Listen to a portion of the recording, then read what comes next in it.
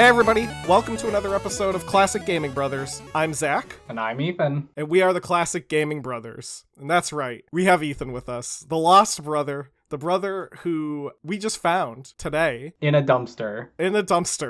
Outside the studio. And yeah, he's here he's the lost brother. We are happy to have you, Ethan. Seth is currently not here. So if people haven't noticed, Seth's not here. He's sick. But I don't want anyone to ask any questions about why he's not here, because it's right. For perfectly innocent reasons that I know nothing about. And to make things official, we have adopted Ethan. So he is now officially a classic gaming brother, because when you're on the show, you're a brother. That's the most beautiful thing I've ever heard. I'm so excited. I've been listening to this podcast since day one. I love this podcast. I'm so happy to be here. I'm happy that you're here, Ethan. So to get started, let's talk about games we've recently been playing. Ethan, why don't you go first? What a great question, because the truth of the matter is I don't play that many video games lately. I mostly play Fortnite, but I have very much been enjoying and trying to get back into Psychonauts 2. The latest from Double Fine came out in 2021, right during the pandemic. It came out on Game Pass, and I started it. I fell in love and then forgot about it because I'm a bad person. But recently, Double Fine put out the Psych Odyssey, which is a 36-episode documentary series about the making of the game. They've been documenting their process since like 2014 with the Amnesia Fortnite series, and they are just the most transparent, well-done documentaries about like how games actually get made, and I absolutely adore them. With this new series, it's 36 episodes. It's just gargantuan, but it's so like unvarnished truth of like how games get made. And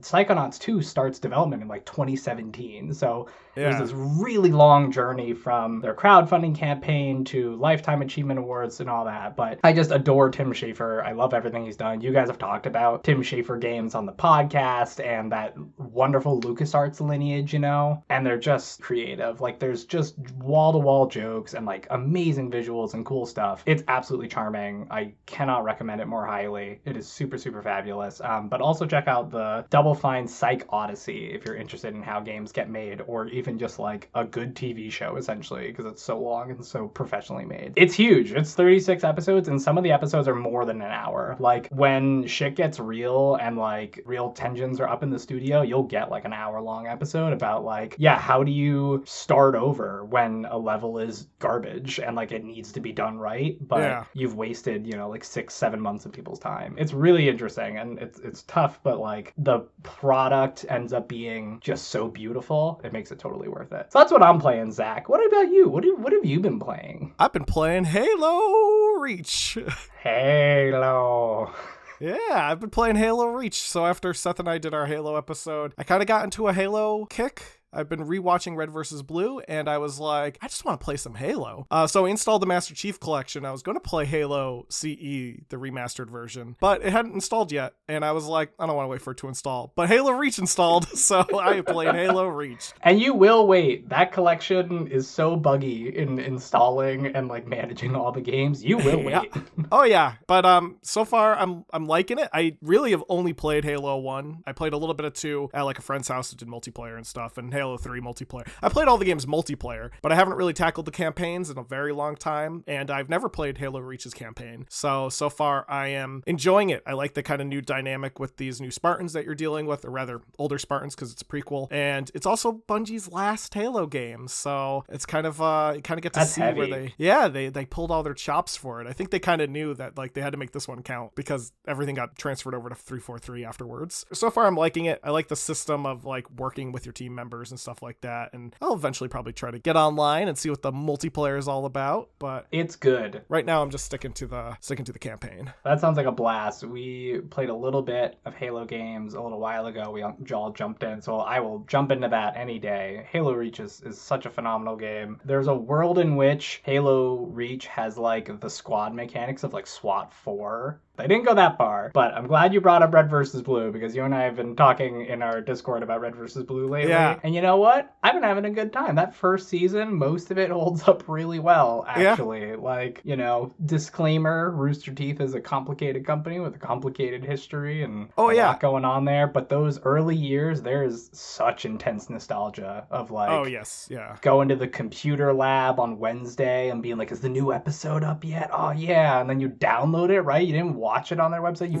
had to download it. Yeah. And then you found out that you were downloading it because sometimes it would stream in your browser and you'd have a whole bunch of downloads somewhere and you're like, what the? No, yeah, I'm on season 8 now. Oh my God. Which is the part of the meta whole series with Agent Washington and the meta and stuff like that. And it's like getting to the point where I'm like less nostalgic for it. So yeah. I'm like, well, because by that time you were like 16 and it turned into like a soap opera kind of thing. Yeah, like, yeah, there's a lot more effort into it. Yeah. Now. I almost liked it more when it was a dumb comedy of errors, right? Like, you put it really well the other day. You were like, it's just a really solid series of mistakes. It is, yeah, no, it's just people having a bad time. So today's episode, we're actually going to focus on a series that Ethan and I are huge fans of. And a little context for listeners, before Classic Gaming Brothers even started, Ethan and I were once chatting about starting a podcast called the Just Cause Cast. One of the greatest names. So good. I just thought it was such a dumb name, and I loved that name. And I was like, there has to be a podcast called the Just Cause Cast. And I couldn't find one. So obviously we needed to make one. And my original idea was it was going to be the absolute limited of series. 4 episodes of just covering Just Cause 1, 2, 3, and 4. That's it. No more episodes ever again. Completely just a minimalist series. Which is already not true, because we now know that in 2023, at some point, Just Cause Mobile is going to come out. So we would have had to do an episode for that. We could have done an episode about Mad Max, which is like Just Cause's like grumpy uncle. Yeah. There's so much, and yet also so little, because I believe you and I came to the conclusion that ultimately there's a lot to say, and also not 4 or 5 hours to say about Just Cause. Yeah. So we decided to condense it into one episode, and we're going to talk about Just Cause as a franchise. And yeah, Ethan, do you want to just take us into the, like, who created Just Cause? What's the basic premise of Just Cause? I would be happy to. I'm honored to get to do this part of the show, because this is like my favorite part of you and Seth jumping in here. The Just Cause series is so interesting and weird, but it is the brainchild of one studio. It's Avalanche Studios. They started in 2006 with Just Cause, which came out for the original Xbox, but they are a Swedish developer who were kind of made of other developers from other companies who came together and tried to form Rock Solid Studios, which was supposed to make an adaptation of the movie Tremors, and that was in development for like a while, and then that game got canceled in 2003 by Universal Pictures for who knows what reason. Maybe that just wasn't working out, but a lot of the tech from it and then some of the employees came over and started Avalanche Studios, and they decided to make an open world action adventure destructathon that was named after the United States real life, the real events, our invasion of Panama, which was in real life called Operation Just Cause. So Just Cause 1 comes out in 2006 from the just very fun Swedish guys over in Stockholm who, despite where they come from and what they do,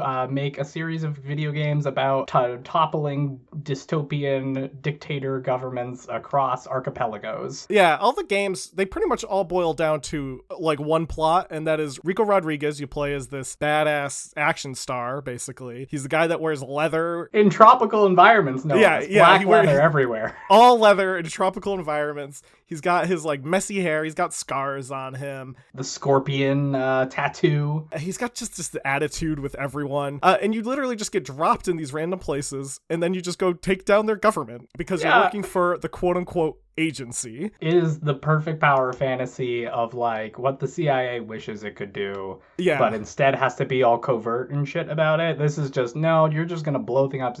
Most of these games revolve around creating chaos and literally getting points for creating chaos. Right, It's a blast. yeah. Now, I personally haven't played Just Cause 1, which is funny. Neither have I. Oh, great. So I own it. It's like it's in my library. I installed it once because I bought Just Cause 2 when I saw one of my friends playing it. And I was like, I need to own this game because it looks amazing. So I bought it and then I played it and I was like, I love this game. This game is the best game of my life. And then I was like, I should probably play the prequel with the original game, shouldn't I? Turns out you don't gotta. Well, so I bought it and then I was talking to a friend. I was like, I'm going to play Just Cause 1 because I love 2. And they're like, good luck, because apparently it doesn't run very well on modern PCs. And I don't know if they fixed that. So I just haven't tested it myself. But I was looking at the gameplay and it's different than Just Cause 2, at least. It has its similarities, but it definitely has its differences. But I think it does still look nice for what it was when it came out. And I think the graphics do still kind of hold up.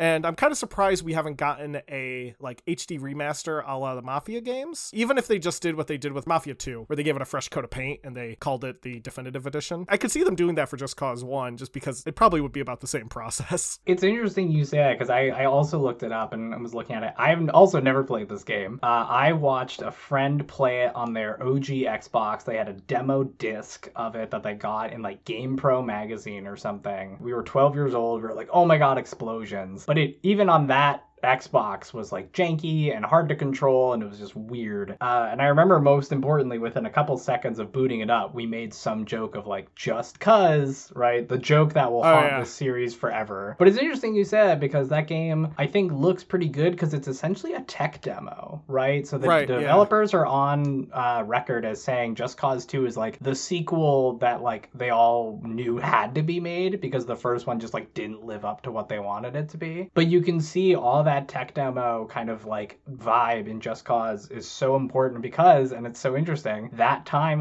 of game development is when suddenly open worlds become viable, right? Yeah. Just Cause comes out in 2006, Dead Rising is 2006, the next year you get Crysis, then you get Grand Theft Auto 4 and Red Faction Guerrilla, all in the space of like 3 years. And suddenly game levels can be huge and you can blow them up. And it's like, I remember just being like absolutely flipping out at Crackdown and being like, I can just go anywhere. Right. And Just Cause is like the beginning of that. Yeah, I think open worlds, they definitely like blew up in this time. Pun intended. Yeah, I think Just Cause, unfortunately, kind of, the first one suffered from that because, yeah, it like launches in 2006, but then immediately Dead Rising comes out and then Crysis came out and it's like, hey, you want to see a game that really can push your computer to the limit? Right, made for a hypothetical supercomputer, as Yahtzee put it back in like 2007, yeah. But yeah, I looked up the sales numbers for Just Cause and it did okay. It's like it averaged its reviews at like it's like a 60 to 70% from most places. I think like 6 out of 10s. But the Times newspaper in England loved it. Tell me more. They gave every version of the game 5 stars out of 5, and they were like, this game is as good as Pilot Wings for the Super Nintendo. And I was like, that is the weirdest review I have ever heard. What a natural comparison. Pilot Wings? What? And the game itself would only sell about 1.1 million copies in its lifetime, which isn't bad, but it's not amazing.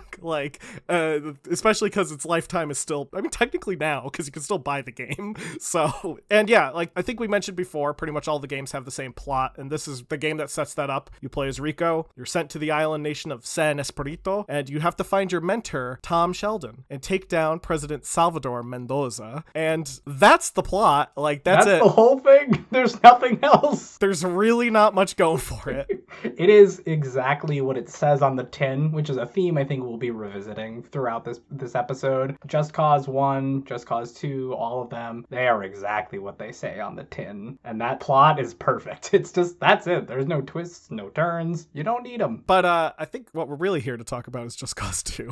Let's get into it. Let's absolutely get into it, because this is the one that you've said was a big deal for you, and I have such specific memories. But jump right in. Tell us more about your time with Just Cause 2. Yeah, it is the game that I, on record, have, I think, the most hours in, excluding TF2, which I have a dumb amount of hours in.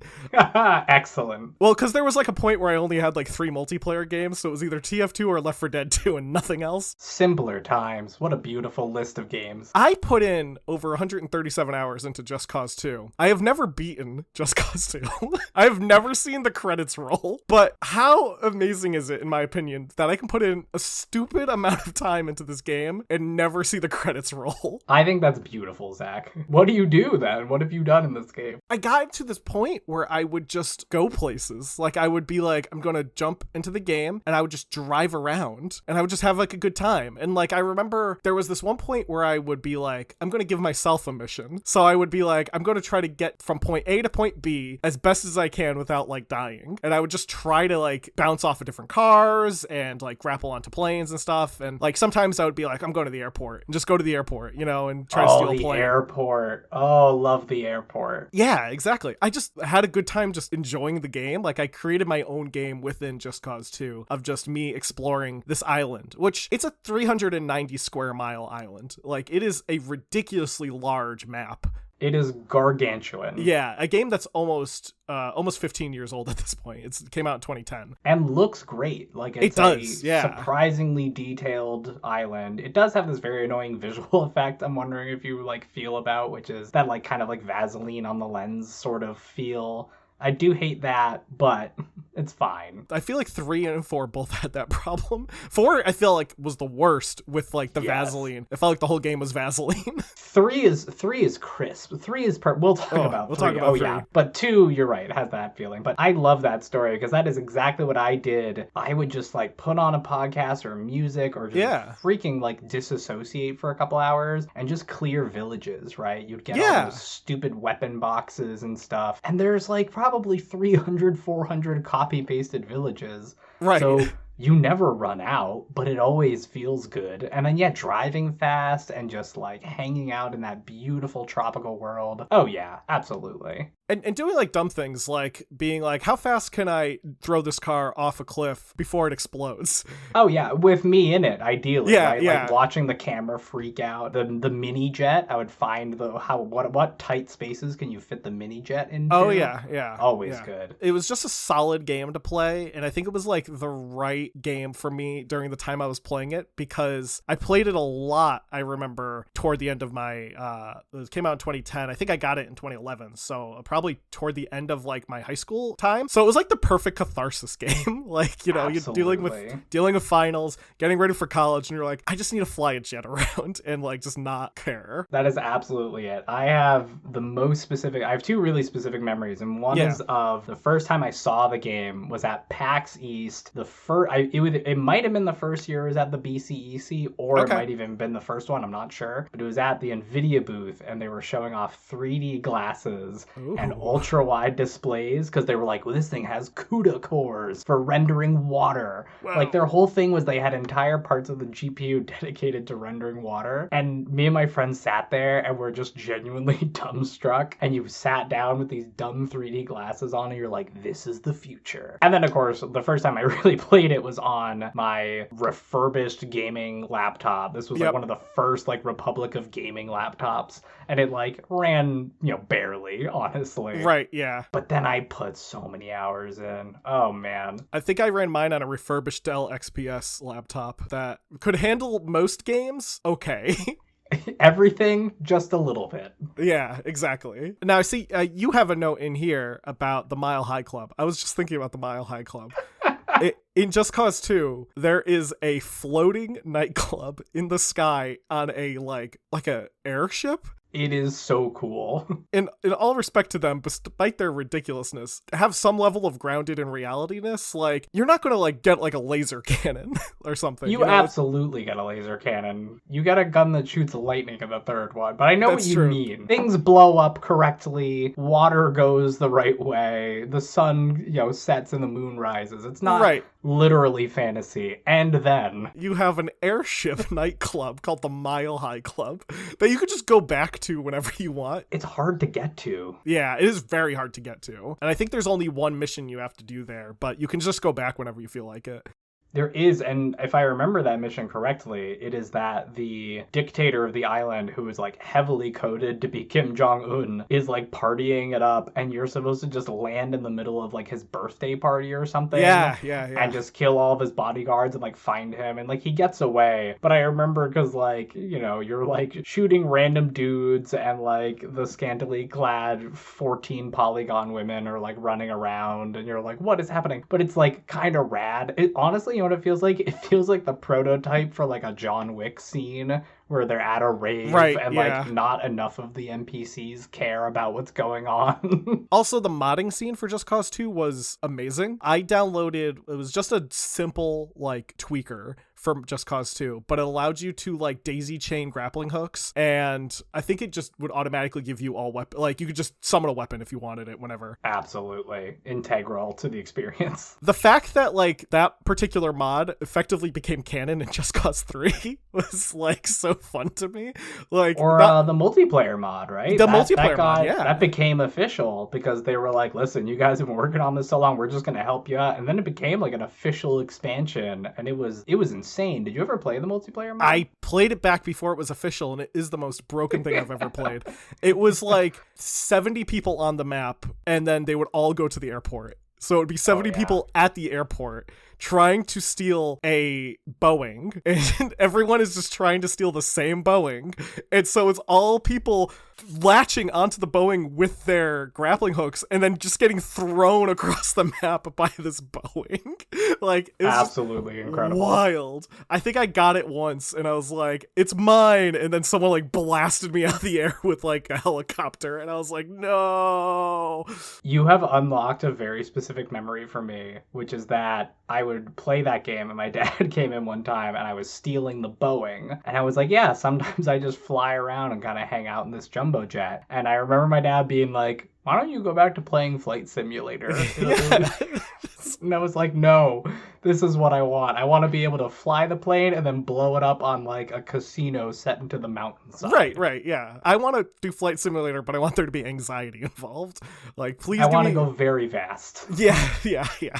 It was just great. I remember playing the multiplayer with my friend for the first time, and him being like, "We are spawning at the airport. We are stealing that Boeing." And that was like, we just did that for like 3 hours, just trying to steal that Boeing. Sometimes you would spawn in and instantly die because someone decided to carpet bomb the airport because they had this one rocket launcher that just like went up in the air and then just rained like explosives down on the Hydra. Yeah. So it's incredible. There would be like 4 people with Hydras just like carpet bombing like the runway. So you'd spawn on the runway and just instantly die. It's incredible. Yeah, I think Just Cause 2, I think it's fair to say Just Cause 2 is like the perfect encapsulation of what the Just Cause games kind of almost should be, right? It is chaos and destruction and paper thin plot. It's almost like the perfect kind of thesis of it. And as you go from Just Cause 2 to 3 to 4, you kind of stray further from it. And I think with like good results for 3 and bad results for 4, but Just Cause 2 really is perfect. It is. It is so astonishingly good. Yeah. And just bonkers.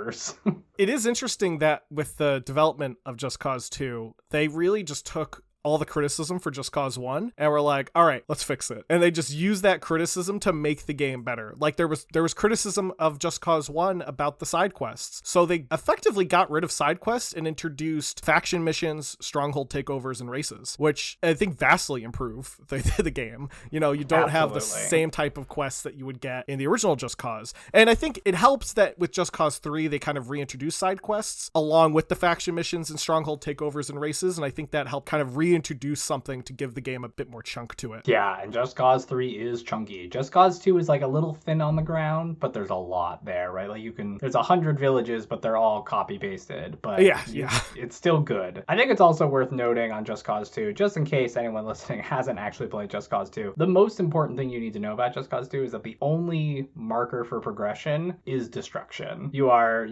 literally destroying oil refineries and power plants and other civilian infrastructure for the most part and military infrastructure to get chaos points. And that's it. Like, You're just going from town to town, military base to military base, and blowing crap up, and in the most creative way possible, ideally. And somehow it never gets old. Yeah. So for the listeners, to kind of better explain the game, it's a third-person, open world games, as we've kind of implied, but it's not like Grand Theft Auto. You're not given these dumb missions to do like heists or anything, or take out some random dude. You have to, like Ethan said, blow things up. And this could be usually fuel tanks that look very dumb, like they're big balls or something, they are phallic. Yeah. You just blow them up. Usually they're marked red, and then in Just Cause 2, you get chaos points. You get this little counter at the top that's like chaos points this much or something like that. And by the end of the game, you have like 15 million chaos points. And yeah, the game just encourages you to go crazy. In Just Cause 2, you can blow up gas stations for chaos points, and that was one of the reasons I would steal cars a lot in that game, because I would drive them as fast as I could and jump out and just have the car just fly into the gas station and just so be like, important. There we go. Oh yeah, like hopping out, being able to hit one button and just suddenly be parachuting like 100 feet above your car and just watch it slam into a gas station, blow up, and then just see the ticker, 1,000 chaos points. Oh god, yeah, that was crack cocaine. I think that was that was the hardest drug. That was wild. And and everyone else thought so too, because the game did much better than Just Cause 1. It was not only a critical success, with it getting like 9s out of 10 and 8s out of 10 instead of 6s. It also outsold Pokemon Heart Gold and Soul Silver in its first week, which is insane that a action-oriented game, open world game, outsold 2 Pokemon games. Both of them? That's incredible. And its total copies overall ended up being about 4.1 million, which is not bad. That's pretty huge. I mean, think about, I'm pulling it up now. 2010 was nuts for games, right? 2010 is Mass Effect 2, Red Dead Redemption, oh yeah, Super Mario Galaxy 2, Fallout New Vegas, Halo Reach. There you go. It's an incredible year for gaming, and yet Just Cause 2 really sticks out in my mind because of all these incredible games. It was comfort food. It was it could be relaxing at times, or it could just be gleeful dumb joy. And not a lot of games from that era were about player expressivity, I think, as much, right? Yeah. We were still very much in linear prestige game land. Everyone was still really trying to be BioShock, and instead Just Cause 2 was here's a playground. And now things have changed. In most games, big AAA games are playgrounds, but Just Cause 2 was this is the playground. It is your space to just destroy. It almost felt like an antithesis to the other open world games that were coming out at that time. Taking Grand Theft Auto again as an example, let's see, 4 would have came out earlier. No, 4 comes out 2 years later. It comes out 2008. Yeah, so it was not too far from Grand Theft Auto 4, and it just feels like an entirely different game, despite having a lot of the same elements. I mean, open world, stealing cars, But actual fun, right? Grand Theft Auto 4 was gray and serious. They wanted it to be an HBO drama that you messed around in or whatever. And I remember just being ugh, it was really gross and boring. Just Cause 2 comes out 2 years later, and it's there we go. That's what we're looking for. It's playing an 80s movie, like an 80s action flick. A really bad one. Yes. It is worth mentioning that all the writing, every spoken word of dialogue in Just Cause 2 is atrocious. Oh, and yeah. Frequently it goes over the line into literally I wish I could mute it. And then sometimes, it's pretty bad, but it's worth it to get through it, to get to all the goodies you get once you especially can call in black market fines and get jets and stuff delivered right to you. Oh yeah, worth it. The little tuk-tuk with a gun that you could get. The tuk-tuk with a gun, the ice cream truck with reinforced cannon on it. Incredible. When I got the tuk-tuk with the gun, I was the happiest person in the world. I was just they took everything about the tuk-tuk and gave it a gun. I immediately launched it off of the top of a mountain. Absolutely. Yeah, as one would do.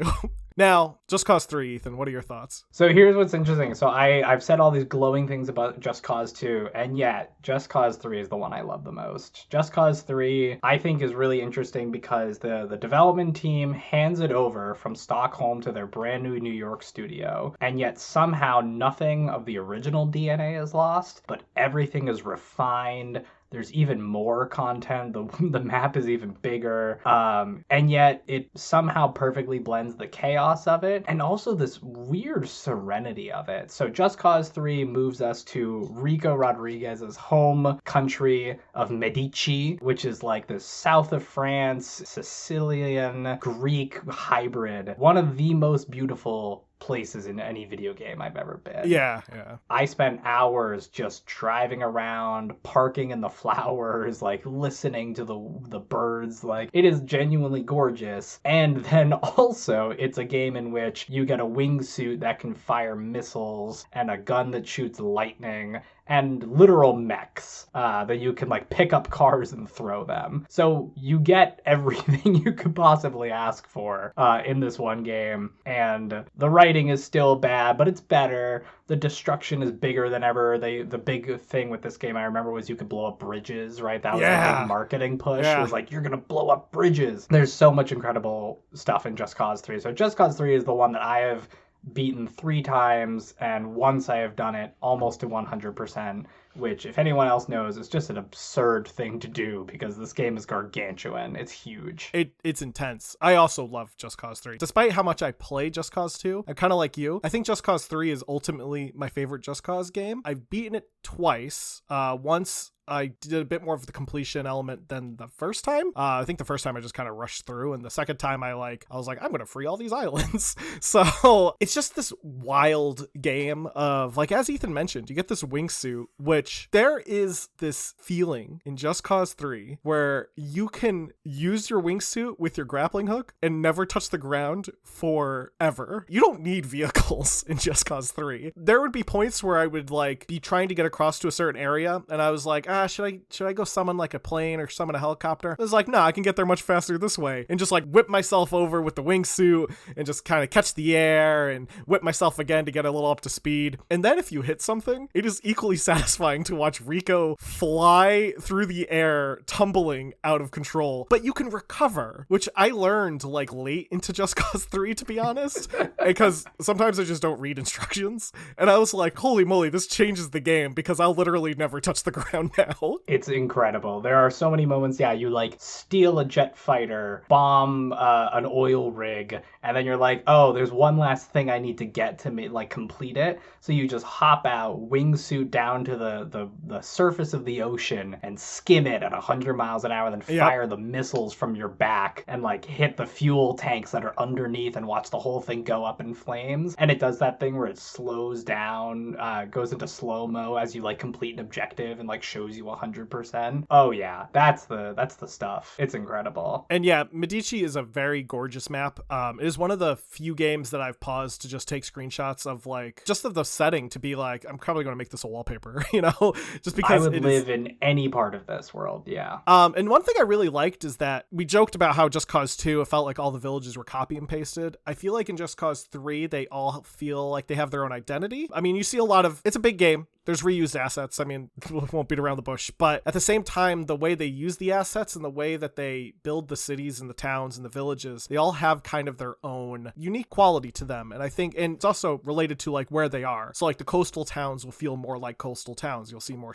fishing operations and stuff. And then the inland towns, you can tell they're more inland. They'll have like mining camps nearby and such. So I think it does a good job building this world and making the world feel lived in, and also making the world feel real, despite being able to pilot a mech and shoot lightning from your gun. It's truly incredible. There's so many places in that game I would live happily, and unlike Just Cause 2, I can tell you about specific ones, right? Like there's this incredible village that you have to take a 3-turn hairpin to get down to sea level, and then it's nestled between these coastal caves, and there's these beautiful fishing jetties. Yeah, I know the exact there's one. Ones in the mountain where there's like a church on a cliff, and then you can just look down, and from there you can wingsuit all the way to the coast or whatever. There's a lot of really amazing work in there, and it's fascinating because it still means nothing. Like, you're liberating these towns and it plays the music and it's really satisfying, but like none of these towns have like characters that you talk to and you really fall in love with or whatever, and yet I still care about it surprisingly a lot. So that game in particular is the one that I'm like, oh yeah, I'll liberate the shit out of this place. I do like that David Tennant is in the game. He is. Oh my god. It took me on the second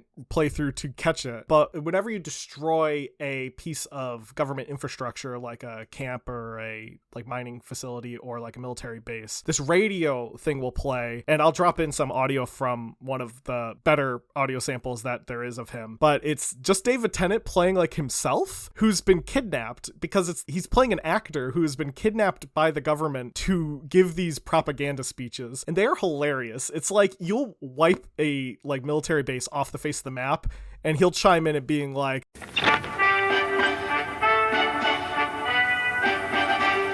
"Hi there. The good general heard that some of you were experiencing some television interference from the transmitter at Chima Leon.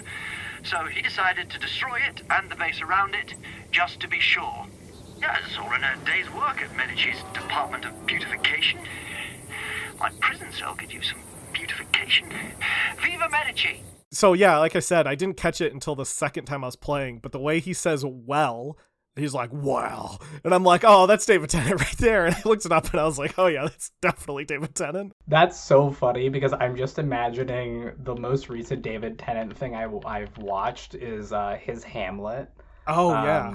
Which is excellent and is 2009. So I'm just imagining 2009 Hamlet, David Tennant just like reading these ridiculous lines. Like marvelous. Hot off the hype of Doctor Who. Like this was David Tennant at his peak. You're right. This was peak David Tennant, and they spent the money to get him in for a bunch of just like weird throwaway jokes. Yeah, it's so good. And yeah, as Ethan mentioned, the team in development had to be split because the main studio was working on Mad Max, which I love Mad Max. I think Mad Max is a phenomenal game. Phenomenal game. It's pretty much Just Cause, but Mad Max. Anyways, Just Cause 3 is incredible. I want to give a shout out to a YouTube creator called Martin Cedo Pants, who speed runs Just Cause 3. His world record is 17 hours of single sitting speed run. So that sounds like a lot. That is very impressive for Just Cause 3.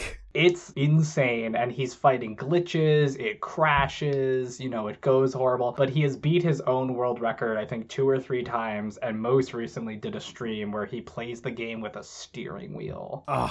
I highly recommend his content. I usually don't love speedruns. I don't really understand them, but this guy, he's crazy in a way I like. So definitely check out Martin Cedo Pants on YouTube for some Just Cause 3 speedruns that will make your head spin. And to explain why 17 hours sounds quick to me, it's because if you were to walk across the map, it would take you 7.5 hours because the map is so big. This is true. Yeah, you put those two things together and it doesn't really make sense, does it? Yeah. But it is true. And I thought Just Cause 2 was big, and then I realized it feels big because there's a big old mountain in the center of the game, and that just makes it hard. I remember when I was playing Just Cause 3 for the first time, and I was like, oh, this is a pretty big map, and then it like expands outward after you finish the first island, and it's like, oh no, there's so much more.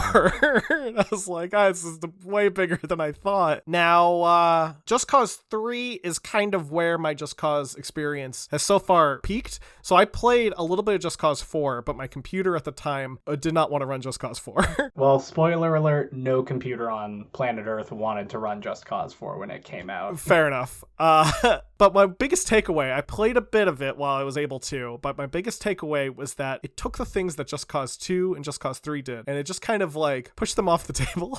And it was like, it's like, we're not going to do those things anymore. We know you loved these things, but they are not. They're gone now. Dad has moved away, and you can't talk to him anymore. I think to explain what I mean is in Just Cause 3, some of the features in the games were from mods of Just Cause 2, like the chaining of your grappling hook. The speed increases. Like there was just a mod that made you go faster on the grappling hook. There was also an unlimited grenade mod, which they basically just made a thing in Just Cause 3 by making your grenades regenerate. When they made Just Cause 3, I think they were just like, well, the fans want this stuff, so let's just put it in. They're doing silly stuff. Let's do silly stuff. And I feel like with Just Cause 4, there's some of that stuff, but like, I don't know. It just doesn't feel right. I couldn't agree more. The note I had for this game was, everything feels off. I've beaten it kind of against my will. I definitely played it when I was in like a summer slump or was bored or something. I hated it for first 6 hours, and then I still played the other 15 or so it took to beat it. But everything about it is just off in a way that makes it feel like somebody made a Just Cause ripoff like 10 years ago. Like, Yeah. the lighting is bad. The all of the objectives are just going places, hitting E and like waiting for a bar to fill up. Yeah. Blowing up stuff doesn't matter, right? I think that's the crucial one, is like Just Cause 2 is only about blowing things up. Just Cause 3 is about blowing things up and then,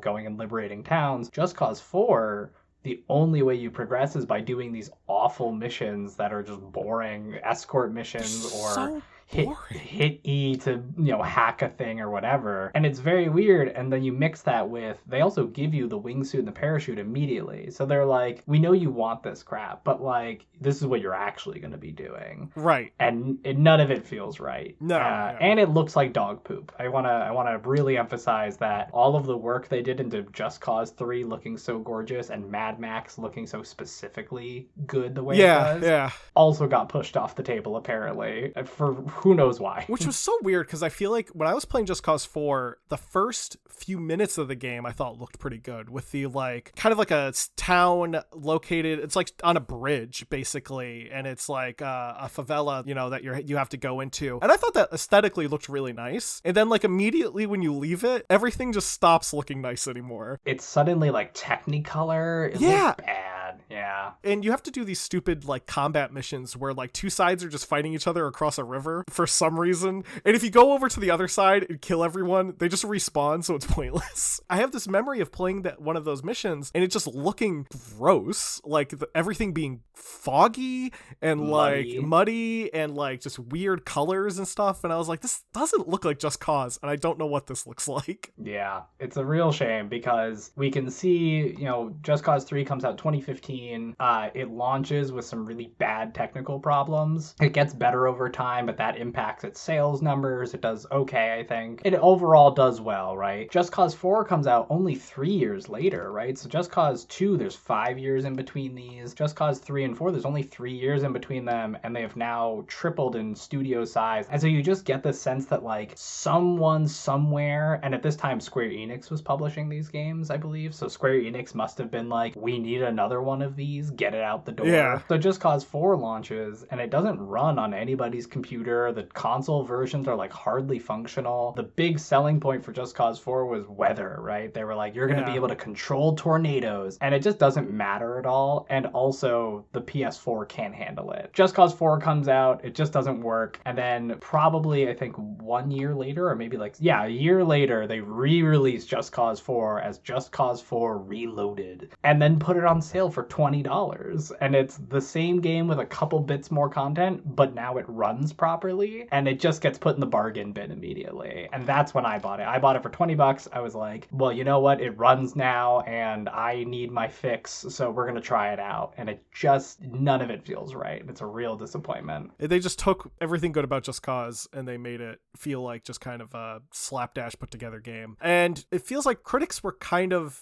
a bit more mixed on this one than they were with Just Cause 3. It did average at like a 7 out of 10 on most rankings, though some were way less favorable. But it also just sold really bad. It only ended up selling in its first week 300,000 copies. And I couldn't find an exact number for its full sales, but I don't imagine they got any better. And the worst thing was Square Enix completely blames the fact that other AAA titles came out at the same time, which I think is just such a bad excuse, because other AAA titles came out with the other Just Cause games too, and those were great. Yeah, what were we just saying? Like Mass Effect 2 and Super Mario Galaxy 2, but those had nothing to do with it. Yeah, Square Enix was like, oh, must just be people wanted to play other games. And apparently Shadow of the Tomb Raider came out around the same time, and that also bombed. So that's why they're blaming other AAA games for coming out. That's very funny, because I would blame Square Enix for being bad at publishing video games. But, yeah. It is wild to bring up, because you're right. Red Dead Redemption 2 comes out 2018. God of War, the reboot, comes out 2018. Spider-Man 2018. So it is a phenomenal year for games, but that has nothing to do with why Just Cause 4 made them not as much money as they would like. It's just not that very good. good. If anything, the other games are like evident that you could do so much more in other games than in this one. Like Spider-Man freaking looks amazing compared to Just Cause 4. I mean, that game's gorgeous. Yeah, and you know what? The good news, I feel like, because I don't want to end on a dour note about the Just Cause series. The good news is that Just Cause 2 and 3 are perfectly playable on modern systems. No, 100%. They run super well now. You can kind of brute force Just Cause 3 to run really well. It still will crash, but those games, you can play them and they feel great. They're moddable. They're still such a blast. So as much as Just Cause 4 is like, don't even bother to pick it up on a bargain day, Just Cause 2 routinely is like $5 on Steam, and it is absolutely worth your time. 100%. And we should get into the legacy, though, talking about what is to come of Just Cause and also what almost came of Just Cause. Oh, where do you want to start? Well, so I guess it is interesting to mention that there was almost a movie. Yes, there was. So it would appear that Square Enix at one point wanted to make a cinematic universe after the attempts with the Hitman movie. They wanted to continue building that cinematic universe. That's especially funny now because they have now sold off the Hitman studio. I don't believe they publish Avalanche games anymore. No, I don't think they do. So that didn't work out. But for a hot second, it was in fact reported that Jason Momoa was going to star as Rico Rodriguez in a Just Cause movie. It was handed to one writer and director. They quit on it. And then the last time we heard about this movie, it was going to be directed by the director of Cats and Dogs, The Revenge of Kitty Galore, which came out 2010. So the guy who made the sequel to the famously high quality children's movie Cats and Dogs was going to be in charge of I don't know what kind of movie it could have even possibly have been, Just Cause movie with Jason Momoa. Yeah. I honestly, I'm so sad that we didn't get this, because can you imagine a like Uncharted fan movie level of production, but then just like bad CGI oil rig explosions? Oh yeah, it'd be great. Like Jason Momoa is such a odd choice for Rico, because not only do they look about as similar as Nathan Drake and Tom Holland, but like Jason Momoa could eat Rico Rodriguez. Like Jason Momoa is huge. And Rico Rodriguez is historically kind of tiny. I like the idea that Jason Momoa was at a point in his career where he was starting to blow up, and he was like, fine, I'll take it, whatever, put me down. Like, I'll get to it eventually. But the movie was canceled, or at least hasn't been updated in any meaningful way, because at last writing, the star and director were both booked up through 2019. Oh, I think that's fair to say that's not coming anytime soon. But who knows? The Uncharted movie did very well. Maybe it's Rico's time in the sun. Who knows? I'm just still thinking about this whole cinematic universe they planned. Like, were they anticipating an Avenger-style crossover? Like, were we going to see Agent 47 and Rico Rodriguez, like, meet? That's an incredible question. And what I am reading here is that in 2015, the producer of the Hitman films stated that he hoped to oversee a shared universe of Square Enix films, including Just Cause, Hitman, Tomb Raider, Deus Ex, and Thief. Okay, two of those things don't fit in a shared universe, because two of those things do not take place. What? Like, how would Deus Ex be set in the same shared universe? Like, can you imagine Lara Croft and like Adam Jensen like hooking up? Truly incredible. Yeah, that's a really amazing little tidbit there.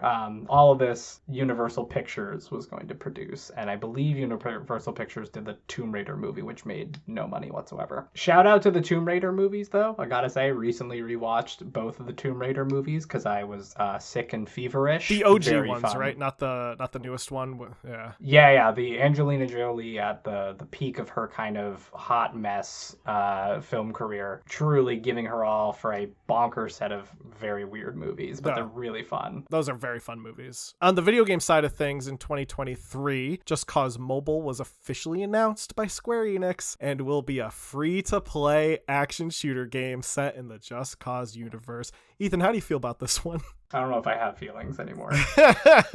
It's a baffling combination. It smells like a boardroom dart session, right? What IP have we not used in a while versus what can we get onto iOS and Android to get, a couple people to spend $15,000 a month on it using, predatory tactics. Yeah. And Just Cause is the one that came up first, I guess. Very interesting. It was going to be or will be perhaps, a top-down isometric game. I don't know how that works. And especially with Just Cause, like, yeah, well, is it going to be like a strategy game? And like we said, these games routinely have failed to run on top-of-the-line gaming hardware. How are you going to render nearly enough explosions to make it worth my while on an iPhone? It's probably going to end up being like a tower defense game. Truly terrible. And then there's a Contraband. I hadn't even heard of this. I just saw it in your notes. This is interesting. So this got announced a little while ago. Avalanche is working on a game that suspiciously sounds like almost a online co-op version of Just Cause. It is called Contraband. It is clearly kind of channeling the maybe 70s and 80s kind of pulpy, grindhousey heist movies. The trailer that they have shows a lot of like, people planning a heist in a jungle with like bullet casings and like tequila jars and stuff like that lying around. It could be interesting. It is not a lot is known about it, but the tagline for it is a co-op smuggler's paradise. Nice. That's cool. So we'll see what comes of it. So far, there's just been the one CG trailer, but you can kind of get the sense looking at it that this has a lot of that DNA. It has that South American flair that maybe Just Cause 1 was really kind of like channeling. It has, clearly it's going to be based around destruction and goofy violence in the way that the Just Cause games are. So perhaps this will be a return to form for Avalanche Studios. Well, hey, we'll have to keep our eye on it. But with that, we're going to now jump into some retro games that we've been playing. So usually with Seth being out, I would have given Seth a game and he would have given me a game, but he's not here. So we are just going to do something different. I'm just going to ask Ethan, what's a retro game you've been playing lately? And thank God you asked, because I don't play retro games very often. You and I talk a lot about how much we love retro game hardware and we love tinkering and messing with things, but ironically, I don't usually stick with it. But I have been playing The Legend of Zelda: A Link Between Worlds, which came out for the Nintendo 3DS in 2013 and is a wonderful game. It is a kind of reboot expansion of A Link to the Past, which originally came out on the Super Nintendo, I believe. Yes, correct? yeah. But became one of my favorite Game Boy Advance games of all time. Many, many hours spent playing the Link Between Four Swords. I think it was Four Swords was the multiplayer game. Playing A Link to the Past, wonderful, wonderful. What's cool about this one is it is A Link to the Past, but you get a new story, new places to be, and this new power where you can merge with walls and become a drawing, and you can move through 2D space by kind of like plastering yourself into a wall and moving around. So there's a lot of potential for cool puzzles and really neat exploration stuff. It absolutely has some really, really smart kind of modernizations. There's fast travel. You can rent all the items from the beginning, actually. Like after like maybe an hour of playing, you can go to a guy and just rent any item you think you're going to need instead of having to find it in the world. Neat. So if you remember a little bit about the map, you can start clearing stuff out and finding things. And that's a very specific kind of satisfaction that is very hard to rival anywhere else, because you get that Legend of Zelda, Metroid-like expansion of the world really quickly. Cool. I'm about 6 or 7 hours into it. I made the mistake of looking up how long it is to beat. It's like an 18-hour handheld game, which is wild to me. Oh, yeah. So we just got the Master Sword like only 6 or 7 hours in, and now we've been introduced to a new parallel dimension world called Low Rule as opposed to High Rule. Haha. And now I've lost a little bit of steam on it because it's always tough for me when a game says like, and we're gonna start over now. But I'm hoping to keep with it. Zach, what have you been playing? What retro game have you been playing? A retro game I was playing recently was the Tengen version of Tetris that came out in 1988, originally for the arcade, and then 89 was their unlicensed version for the NES. I am not playing on original hardware because I don't own a cartridge of Tengen Tetris. I would like to. It's just expensive because it is like a $200 cartridge. So... Oof. Yeah, well, the reason being is because it got quickly pulled from the shelves due to the fact that there was an infamous licensing problem with Tetris, where everyone thought they had the rights to Tetris. Turned out no one had the rights to Tetris. Is that what the movie is about? Have you watched the movie Pretty yet? much is about that. The movie is more focused on Hank Rogers of Bulletproof Software, who was the one who obtained the rights for Nintendo. But while Hank was doing his thing, someone who claimed to have the rights to Tetris gave them to Atari, and Atari produced a version for the NES. And it turned out they did not have the rights. And they quickly had to recall all their copies of the game. They only sold about 100,000 before the recall happened. Oh, so they're rare as hen's teeth. A little bit of a pricey game. I actually really like Tengen Tetris. I first experienced it on a bootleg piece of hardware. It's a popular game to be bundled into multi-carts and like built-in games on Famiclone hardware. But it is, first of all, the only version of Tetris on the NES that has multiplayer. It has great music, it has great graphics, and it has a cooperative mode where you are sharing one board, but you have two separate pieces that you have to guide with your friend. That's crazy. It is probably the most like content heavy version of Tetris of the NES, and it's really sad that when Nintendo got the license they were like, no, we're just doing single player Tetris now. So yeah, I've been playing that. I really like it. I think it's fun. I talked about playing the Bulletproof Software version that was created for the Famicom by Hank Rogers in a previous episode, and I think I've said it before, but if you had to rank Tetrises, my version would be Tengen, Nintendo, Bulletproof Software. So Tengen is, I think, superior. Nintendo's version is pretty good but not great, and then Bulletproof Software version was not great at all. So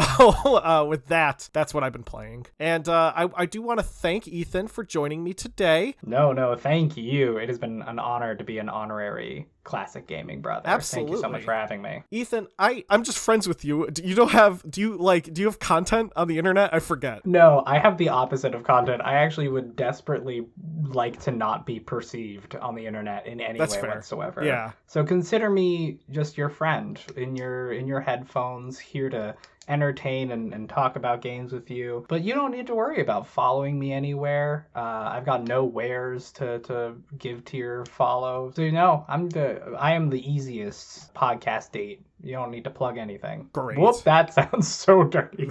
No, we don't gotta plug nothing. So with that, again, I want to thank Ethan. Hopefully Seth feels better, but if anyone does want to reach out to us or have any questions or want to contribute to the conversation of Just Cause and wish for a Just Cause cast, you can email classicgamingbrothers@gmail.com, and either Seth or myself will respond. I don't think Ethan will respond. I'm not giving him the password. You can follow us on Facebook, Instagram, and Twitter. Facebook and Instagram are Classic Gaming Brothers. Twitter is CG Brothers Pod. And you can check us out on all the various podcasting applications out there, be it Podbean, iHeartRadio, Stitcher, Spotify. I would say Amazon. I have to make sure not to trigger my device that's in my room next to me. I've done that before during episodes. So we're on Amazon podcasts, all that stuff. And with that, Ethan, is there anything else you want to contribute? Don't play games like my brother. And don't play games like my brother. I've been Ethan. And I've been Zach. And we've been the Classic Gaming Brothers. That's right. Cue the music. Ba-da-ba-da-ba-ba.